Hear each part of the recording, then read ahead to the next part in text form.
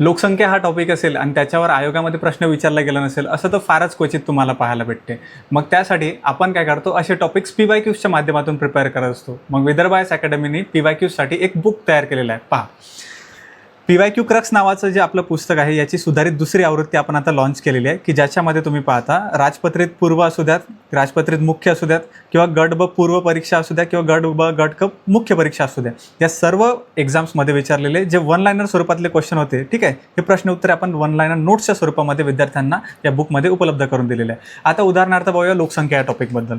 लोकसंख्या हा जो टॉपिक आहे हा तुम्हाला माहिती आहे की याच्यात वेगवेगळे सब टॉपिक्स येतात, जसे की लोकसंख्येमध्ये आकडेवारी तुम्हाला भरपूर पाहायला भेटते.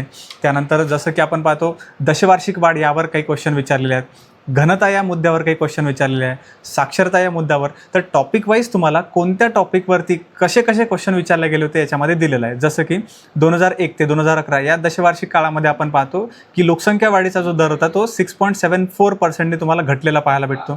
1921च्या जनगणनेनुसार, म्हणजे 1921ची जनगणना जर का तुम्ही सोडली तर बाकी सर्व वर्षामध्ये महाराष्ट्राची लोकसंख्या आपल्याला वाढलेली पाहायला भेटते. हे मुद्दे आपल्याला पुस्तकात नाही तर फक्त याच नोटबुक, याच पुस्तकामध्ये तुम्हाला पाहायला भेटेल, ठीक आहे, जे की तुम्ही रेफरन्स बुक्स वापरतात त्यात असे मुद्दे दिलेले नसतात. जसं की घनता, याच्यामध्ये आपण पाहतो 2001 मध्ये आपली घनता 315 एवढी तुम्हाला पाहायला भेटली. नंतर 2011च्या जनगणनेनुसार तुम्ही बघता की महाराष्ट्रामध्ये महिलांचा जो साक्षरता दर होता तो 75.87% एवढा होता. तर असे जे मुद्दे आहेत आपण या बुकमध्ये इन्क्लूड केलेले आहेत.